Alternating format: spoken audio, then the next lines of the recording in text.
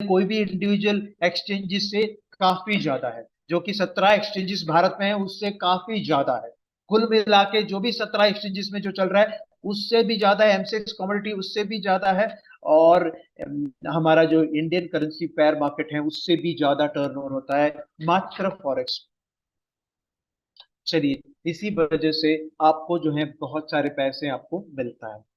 चलिए लोग अक्सर मुझे पूछते हैं कि एनएससी बीएससी तो एक्सचेंज रिलेटेड ट्रेडिंग होती है ना, एक्सचेंज रिलेटेड ट्रेडिंग होती है, इसीलिए तो नेशनल नेशनल स्टॉक एक्सचेंज है, Bombay stock exchange, Kolkata stock exchange, Ahmedabad stock exchange, Hyderabad stock exchange, Delhi stock exchange, ये सारे के सारे, कोचिन स्टॉक एक्सचेंज, ये स्टॉक एक्सचेंज है करके बोल रहे हैं जहां पे एक्सचेंजेस के माध्यम से आप बाय या सेल करा सकते हैं। आपने यदि बाय ऑर्डर लगा लिया तो सेल को ढूंढने के लिए कौन मदद कर रहा है? सेलर्स को ढूंढने के लिए मदद करता है एक्सचेंजर। आपने यदि एसबीआई को 500 रुपए में बाय कराना कोशिश किया तो सेलर को ढूंढ के कौन दे देगा आपको? ब्रोकर देंगे क्या? बिल्कुल नहीं। सेलर को ढूंढ के कौन देता है? एक्सचेंज देता है। ब्रोकर क्या करता है? आपका ऑर्डर प्लेस करता है एक्सचेंजेस को, और एक्सचेंजेस वाले ढूंढते हैं कौन सेलर है या कौन बायर है करके। लेकिन यहां पे मैं बताता चलूं, यहां पे कोई एक्सचेंज नहीं होती है फॉरेक्स में। आप हैरान होते होंगे ये बात सुन के, अरे ये तो यहाँ पे एक्सचेंजेस नहीं है तो धोखा है क्या? बिल्कुल धोखा नहीं है। ये प्रैक्टिसेस हम लोग जानने की कोशिश करेंगे। बहुत सारे लोगों को मिसलीडिंग करते हैं, मिस गाइडेंस करते हैं, वो तो गलत इंफॉर्मेशन पास करते हैं कि एक्सचेंज में ट्रेडिंग होती है। कि एक्सचेंज में ट्रेडिंग अगर होता तो ऑस्ट्रेलिया एक्सचेंज से जापान के एक्सचेंज में ट्रांसफर कराना पड़ता, जापान के एक्सचेंज से यूके के एक्सचेंज में ट्रांसफर कराना पड़ता, और यूके के एक्सचेंज से यूएसए के एक्सचेंज में ट्रांसफर कराना पड़ता आपका ऑर्डर को। वो ऐसे करते तो ब्रोकर लोग थक थक के मर जाएंगे। तो ये एक्सचेंज रिलेटेड नहीं है। तो ये सिक्योर्ड है क्या? बिल्कुल सिक्योर्ड है। सिक्योरिटी कैसे आता है वो मैं बाद में आपको बताता हूँ। अभी मैं बताता चलूं इसमें पार्टिसिपेंट्स कौन कौन है। यहाँ पे एक्सचेंजेस छोड़ के बाकी के सारे पार्टिसिपेंट्स हैं। एक्सचेंजेस बिल्कुल नहीं है। एक्सचेंजेस के तौर पर काम करने वाला कौन है पता है आपको? सेंट्रल बैंक या फिर कॉरपोरेट बैंक। तो सबसे बड़ा हेड जो है सेंट्रल बैंक या कॉरपोरेट बैंक है। उसके नीचे आ जाता है हमारा जो है, हमारे जो ग्लैक्स एकेडमी के जो भी ब्रोकर हैं वो आता है। Okay, broking house. उसके नीचे आ जाता है कमर्शियल बैंक। उसके नीचे exporters, importers, traders, long term traders, short term traders, tourist, investors, immigrants, ये सारा फलाना ढिमकाना जो भी लोग हैं वो आ जाते हैं। अभी इसका मोड ऑफ ऑपरेशन क्या है? आपका ऑर्डर, कमर्शियल बैंकों का ऑर्डर कहां पे चला जाता है? हमारे ब्रोकर के पास चला जाता है। हमारा ब्रोकर क्या करता है? वही ऑर्डर सेंट्रल बैंकों को, जो कि लिक्विडिटी प्रोवाइडर बन के भी रहता है। लिक्विडिटी प्रोवाइडर कौन बनता है? ये तो सेंट्रल बैंक या फिर कॉरपोरेट बैंक्स या फिर आर्बिट्रेगर्स बनती हैं या फिर हेजर्स बनती हैं। ये सारे के सारे लोग रिस्क लेने के लिए तैयार रहते हैं। ये सारे लोग हमारे ऑर्डर को एब्जॉर्ब करते हैं। वो क्यों एब्जॉर्ब करते हैं पता है आपको? क्यों एब्जॉर्ब करते हैं? क्योंकि ये एक ही ब्रोकर के साथ ताल्लुक नहीं रहता है। सेंट्रल बैंक का ताल्लुक रहता है तकरीबन 15 या 20 ब्रोकिंग हाउस से ताल्लुक रहता है। और आपको भी बताता चलूं, हर एक ब्रोकिंग हाउस के पास, हर एक ब्रोकिंग हाउस के पास, हेलो, एक डिस्टरबेंस हो रहा है, एक मिनट सर और मैडम। सर और मैडम, मेरा आवाज आप तक पहुंच रहा है? Yes. Okay, thank you ma'am. तो देखिए आपका ऑर्डर कहां पे चला गया है? ब्रोकर के पास। पता है कि सेंट्रल बैंकों के पास कितने सारे, या लिक्विडिटी प्रोवाइडर के पास, सेंट्रल बैंक का मतलब लिक्विडिटी प्रोवाइडर्स हैं या आर्बिट्रेगर्स हैं या फिर कॉर्पोरेट बैंक है। आपका जो ऑर्डर है लेता है कौन? Broking house. आपका ऑर्डर पास कहां पे करते हैं? सेंट्रल बैंकों में या लिक्विडिटी प्रोवाइडर के पास। लिक्विडिटी प्रोवाइडर क्या करता है? ऑर्डर मैचिंग करता है। और लिक्विडिटी प्रोवाइडर और क्या करता है? लिवरेज देता है। दो चीजें करता है, लिवरेज भी देता है और लिक्विडिटी प्रोवाइडर आपको ये ऑर्डर अब्जॉर्ब भी करता है। तो ये सेंट्रल बैंक रिस्क क्यों ले रहा है, पता है आपको? सेंट्रल बैंक रिस्क क्यों लेना चाहता है? क्योंकि आपको भी पता होगा, हमें सबको पता होगा कि सेंट्रल बैंक रिस्क क्यों ले रहा है हमारे ऑर्डर को लेकर के। क्योंकि सेंट्रल बैंकों के पास बहुत सारे ब्रोकिंग हाउस जो है अटैच्ड है। हर एक ब्रोकिंग हाउस के पास न जाने 2000 से लेकर के 10,000 ट्रेडर्स रहते हैं। और आपको भी बताता चलूं, अभी के जो रेशियो जो विनिंग रेशियो है, 100 में से 80 या 90 लोग हार जाते हैं और 10% लोग जीत जाते हैं। तो 90% जो हारते हैं, तो उसका पैसा किनके पास है? सेंट्रल बैंकों के पास है। तो 10% जो जीत जाते हैं, उनको पैसे देने के लिए कोई दिक्कत नहीं है। तो एक ब्रोकिंग हाउस ने 90 हारने वालों को दे दिया है और 10 जीतने वालों को दे दिया है। हम सभी जो बैठे हैं, अभी 21 पार्टिसिपेंट जो बैठे हैं, सारे के सारे जीतने के लिए बैठे हैं। मैं ऐसे स्ट्रैटेजीज बताऊंगा जो कि आप 10% जो पैसे कमाते हैं उसमें आप शामिल हो जाओगे, जहां पे आप बिल्कुल पैसे छापते रहोगे। तो सेंट्रल बैंक वाले आपको देते रहेंगे पैसे, सेंट्रल बैंक आपको देते रहेंगे। क्यों? क्योंकि 90% लोग तो हार रहे हैं। तो एक्सचेंजर जो काम करता है, वही काम कौन कर रहा है यहाँ पे? लिक्विडिटी प्रोवाइडर कर रहा है, या फिर सेंट्रल बैंक कर रहा है, या फिर कॉर्पोरेट बैंक कर रहा है, या फिर हेजर्स कर रहा है, या फिर आर्बिट्रेगर्स कर रहा है। लेकिन आपको टेंशन लेने की जरूरत नहीं है, क्योंकि एक ही ब्रोकर नहीं है उनके पास। उनके पास 14, 15, 20 ब्रोकिंग हाउस है, जो कि 90%, 90%, 90% हारने वालों को जोड़ा जाता है, जहां पे हारने वाले बहुत सारे हैं। तो हारने वाले में से जीतने वाले के पास चला जाने के लिए पैसे उनके पास है। तो इसीलिए वो सेंट्रल बैंक आपको पैसे देंगे। अभी पैसे सेंट्रल बैंक या लिक्विडिटी प्रोवाइडर आपको क्यों दें? सिक्योरिटी कहां है? ब्रोकर चला गया तो, सेंट्रल बैंक भाग गया तो इसी वजह से ये ब्रोकिंग हाउस रेगुलेशन के अंदर रजिस्टर्ड कराते हैं। जो रेगुलेशन कौन कौन से हैं? एफसीए का रेगुलेशन है, एएसआईसी के रेगुलेशन है, साइसेक का रेगुलेशन है, और फिर ये अपना दुबई के यूएई के एक्सचेंजेस का रजिस्ट्रेशन है, रेगुलेशन है। फिर यूके का रेगुलेशन है, यूएसए का है, कनाडा का है, ये सेशल्स का है।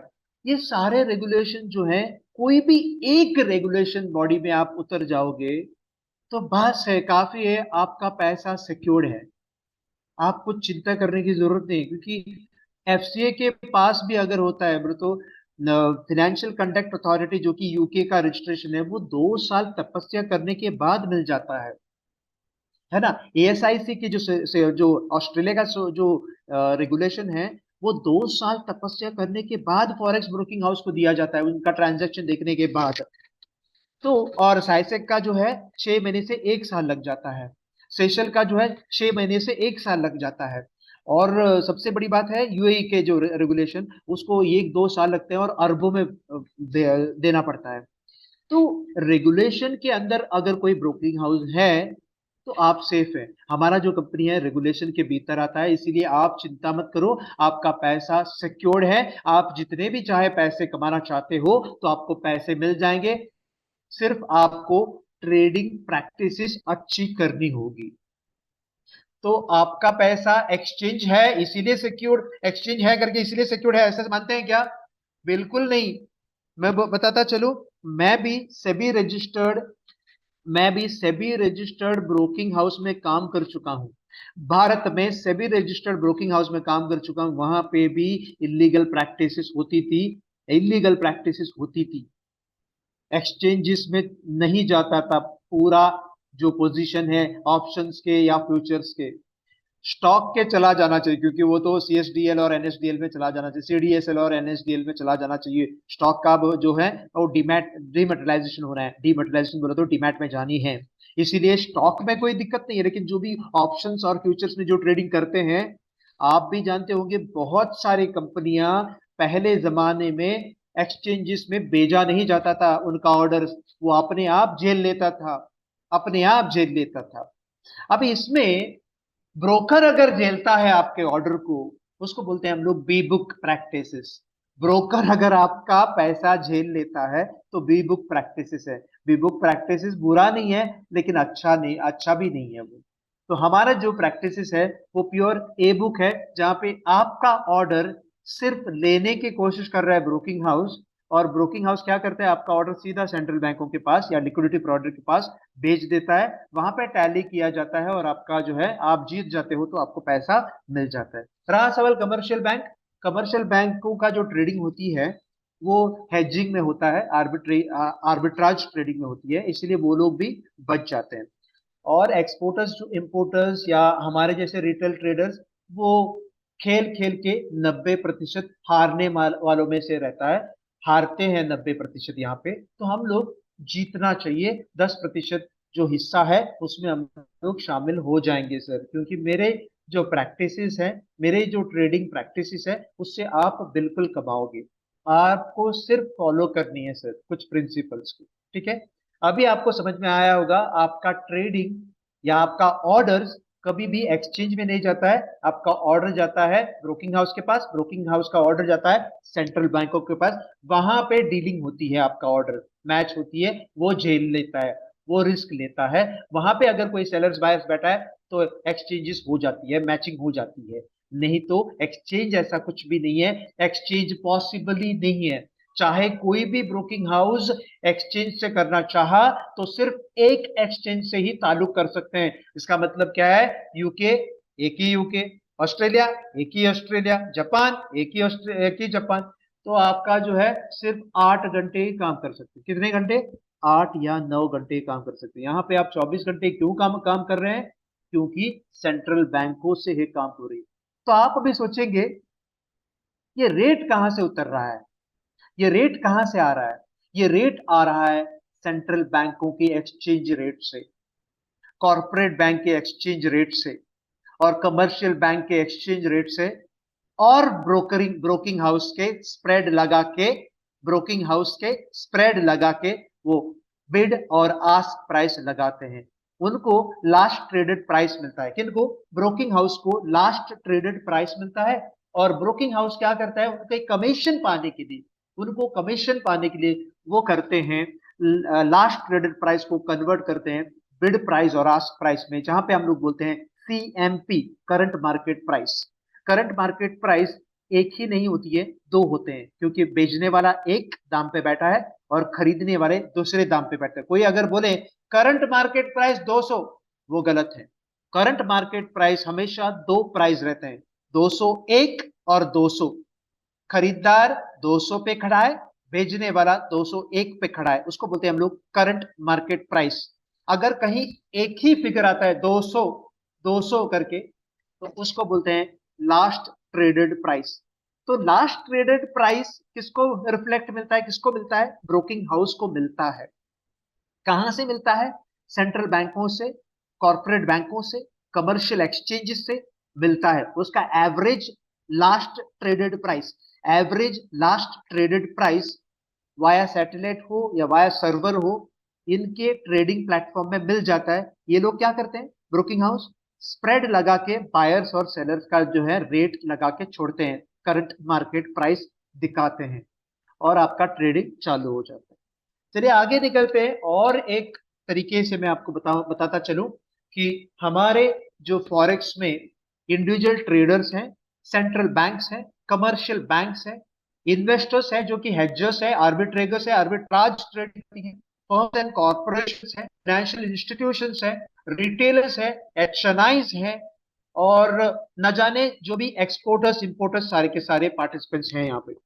यहाँ पे इस पार्टिसिपेंट में मैं अभी भी बताता चलूं, एक्सचेंज नहीं होती है। अगर किसी ने कहा तो वो गलत इंफॉर्मेशन आपके कान में घुसा रहा है, वो सही इंफॉर्मेशन पास नहीं कर रहे हैं, वो गलती से आपको खींच रहा है। मैं गलती से किसी को भी ऐसे एजुकेशन नहीं दूंगा। आपको अगर सीरियसली फॉरेक्स ट्रेडिंग करनी हो सर और मैडम, तो आपको मैं एक जरिए बताऊंगा, आपको जरिए बताऊंगा जो लीगली आप इंडिया में बैठ के काम कर सकते हो, लीगली बैठ के इंडिया में काम कर सकते हो। उसका रास्ता जरिया मैं बताऊंगा, सिर्फ मेरे साथ 24 दिन बैठना पड़ेगा सर। उसके बाद आपको मैं बताऊंगा सर और मैडम, क्योंकि सर मैंने जब ये एजुकेशन प्राप्त करने की कोशिश किया था, किसी ने मुझे डीप नॉलेज नहीं दिया था। जबकि आप भी जानते होंगे, मेरा जो सफर हुआ चालू जो 2007 से, मेरे पास एनएससी बीएससी के मैं सर्टिफाइड ट्रेनर था, और मेरे पास 5 सर्टिफिकेशन थे। कैपिटल मार्केट और डेरिवेटिव मार्केट के 5 सर्टिफिकेशन थे, जो कि किसी के पास नहीं है। बहुत सारे लोगों के पास जो है 2 ही सर्टिफिकेशन है, मेरे पास 5 सर्टिफिकेशन है। और 17 सर्टिफिकेशन, कुल मिला के 17 सर्टिफिकेशन है सर। उसमें से 5 सर्टिफिकेशन मैंने ले ली है, और लगभग लगभग जो है 75% मैंने प्राप्त किया है। और मैंने मेरे बारे में बताऊं, मैं ऐसे डाबर में मैं नंबर 1 परफॉर्मर था। और मैं इसमें साइकोलॉजिकल टेस्टिंग में नंबर 1 था, साइकोलॉजी क्वेश्चनिंग में नंबर 1 था, ट्रेनिंग में नंबर 1 था, मैं ट्रेनर्स ट्रेनिंग लेने में नंबर 1 था। ओके, डाबर का मैं बोल रहा हूँ। उसके बाद जाकर के ये ट्रेनिंग का प्रोफेशन मैंने इंडिविजुअल ले ली थी। ओके, और एनएससी बीएससी में ऐसा ही नहीं उतरा मैं, सर्टिफिकेशन पाने के बाद मैं उतरा था, लेकिन मुझे स्कोप वहां पे नहीं मिला, ज्यादा मुझे स्कोप नहीं मिला करके मैंने स्विच किया फॉरेक्स में। फॉरेक्स में अगर लोग मुझे बोलते हैं अगर इलीगल है, तो लीगल में साबित करने के लिए मेरे पास जरिया है। अगर आप सीरियस सीरियस हो, आप यदि सीरियस हो, तो आपको लीगल प्रैक्टिसेस में बताऊंगा। तो मेरी आवाज आप तक पहुंच रहा है? Yes. Yes yes yes. Okay. आपको मेरे हिंदी से कोई दिक्कत होती है? मैं पूरा हिंदी में बताता जा रहा हूँ, पूरा ये हिंदी ही। सभी ओपिनियन दे सकते हैं अपना। हाँ, ओके। ओके, सभी ओपिनियन दे सकते हैं। मैं तो अभी थोड़ा ज्यादा फास्ट जा रहा हूँ, ठीक है ना? ओके, चलिए आगे निकलेंगे। अब थोड़ा ही ले लेंगे पार्ट, और मैं बताता चलूं।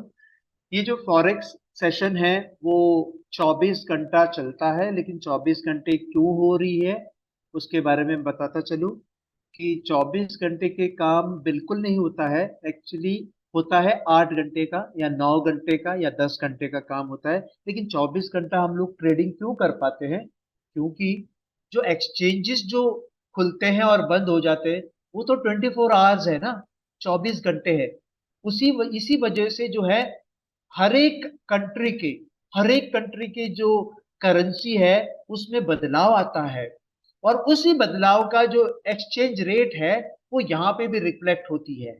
तो इसी वजह से वो 24 घंटे है। जैसे कि मैं बोलूं कि 2 सीजन है हमारे पास, समर सीजन के और विंटर सीजन के। ओके, समर सीजन में टाइम थोड़ा अलग है, और विंटर सीजन में टाइम थोड़ा अलग है। ये स्लाइड थोड़ा राइट में चला गया है, थोड़ा दिक्कत होता होगा आपको।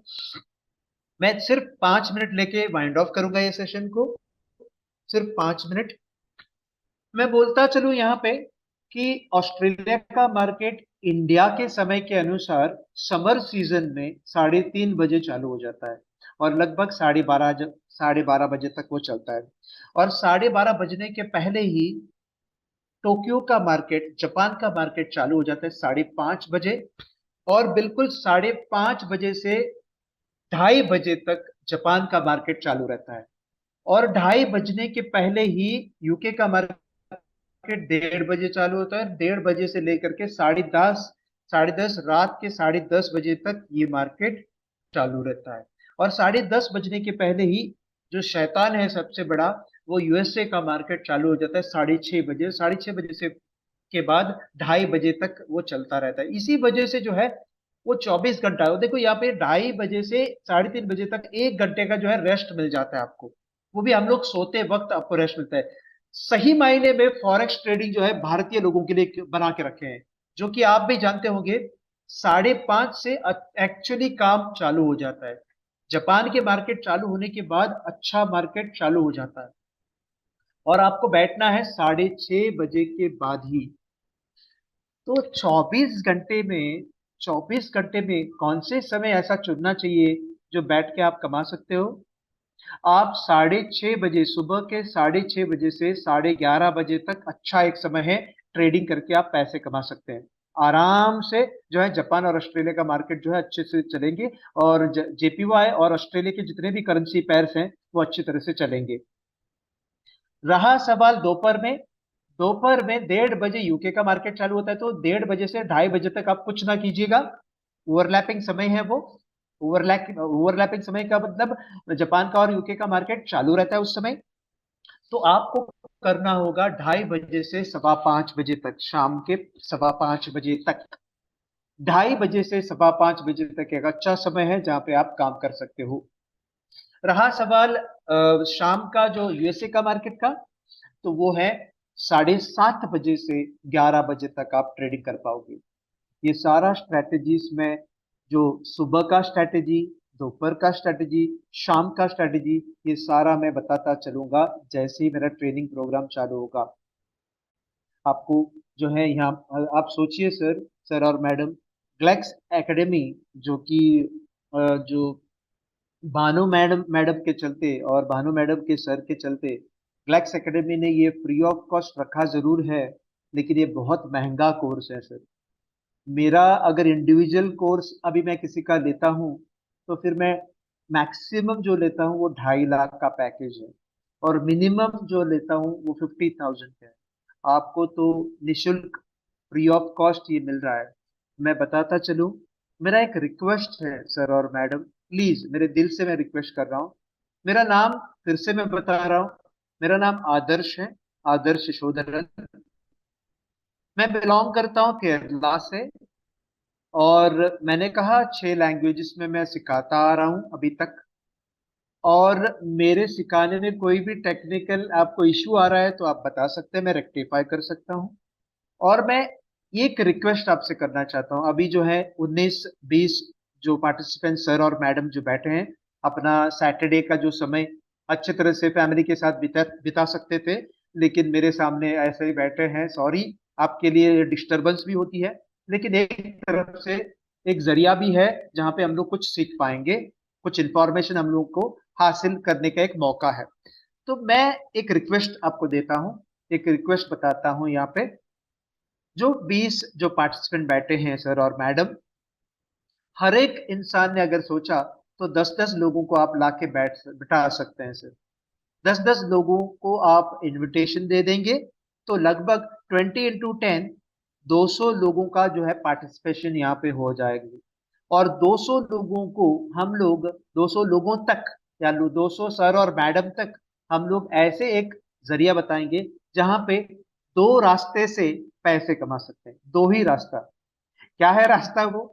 ऊपर और नीचे। मार्केट का दो ही रास्ता है सर, ऊपर और नीचे। लेकिन हमारे मन में कितने रास्ते हैं? सैकड़ों रास्ते हैं। हमारे मन में कितने विचार हैं? सैकड़ों विचार हैं। मार्केट के विचार कितने हैं? दो ही विचार है, फिर भी हम लोगों का आचार बना के छोड़ते हैं। आचार नहीं बनाना है, इसी वजह से हम लोग जो सिंपल एंड सेफ प्रैक्टिसेस और fund manage, sorry, money management के भीतर आने वाला जो भी टेक्निक है, वो मैं बताता चलूं। ओके। और मेरा रिक्वेस्ट है आपसे, एक एक और हर एक से इन्वेस्ट रिक्वेस्ट है, हर एक जो है पार्टिसिपेंट मुझे अभी चैट करके बता सकते हैं। एक ही दिन का मौका है, अभी आज ही का दिन, चैट करके बता सकते हैं कि आप कोशिश करेंगे क्या 10-10 लोगों को लाने के लिए। हमारा जो ट्रेनिंग सेशन अभी रहेंगे, हफ्ते में 3 बार रहेगा। वो डेट्स आपको बताएंगे, हफ्ते में 3 बार रहेंगे। हो सकता है वेनेसडे, फ्राइडे और सैटरडे, ऐसे 3 भानु मैडम बताएंगे आपको, तो वो आपको भानु मैडम बताएंगे। या फिर 4 बार भी रख सकते हैं, कोई दिक्कत नहीं। भानु मैडम ने अगर कहा तो 4 बार भी रख सकता हूँ। मेरा ट्रेनिंग जो है 2-3 कंपनियों के पास चल रहा है, वो तो रेगुलर चलता है, हर दिन मंडे से फ्राइडे तक चलता है। 3 कंपनियों के साथ मेरा है, लेकिन इस कंपनी के लिए ये मेरा खास कंपनी है, तो इसीलिए हम लोगों ने खास करके समय दे दिया है सैटरडे को। तो यहाँ पे मैं 3 दिन का सेशन ले रहा हूँ, तो बानू मैडम आपको बताएंगे। लेकिन मेरा एक रिक्वेस्ट है सर, चैटिंग करके आप बता सकते हैं कि आप, ओके, आप ये 10 लोगों को लाएंगे क्या सर? 10 लोगों को लाएंगे क्या सर? मेरा रिक्वेस्ट है दिल से। Okay, Mahavir sir, thank you very much. और Kishore sir, thank you very much sir. Kishore Sutar sir, thank you very much. Anil Yadav sir, Rakesh Sharma sir, thank you very much sir. Thank you very. Adarsh sir, हम सबके एक बार थोड़ा सा क्वेश्चन आंसर राउंड कर सकते हैं अगर 10 मिनट के लिए टाइम है तो। हाँ बिल्कुल बिल्कुल कर अगर सकते हैं। प्लीज अगर पार्टिसिपेंट के कोई क्वेश्चन है तो प्लीज आप चैट पे कर दीजिए, या फिर आप अपने आप को अनम्यूट करके पूछ सकते हैं। ओके ठीक है यस तो प्लीज। आप मुझे पूछ सकते हैं कोई भी सवाल, आज का जो हेलो। सब्जेक्ट है या फिर अन्य जो भी सवाल है वो भी पूछ सकते हैं आप।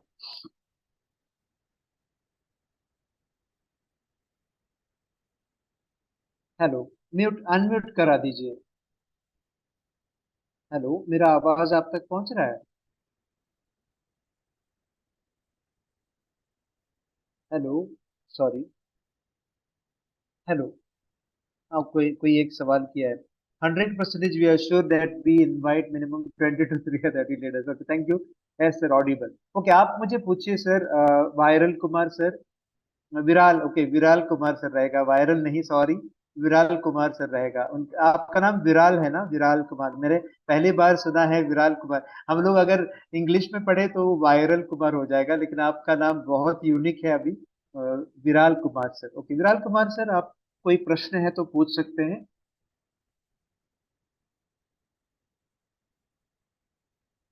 या Kishore Kishore Sitar sir. Okay, thank you. कोई भी प्रश्न पूछ सकते हैं, चाहे इंग्लिश में या फिर हिंदी में,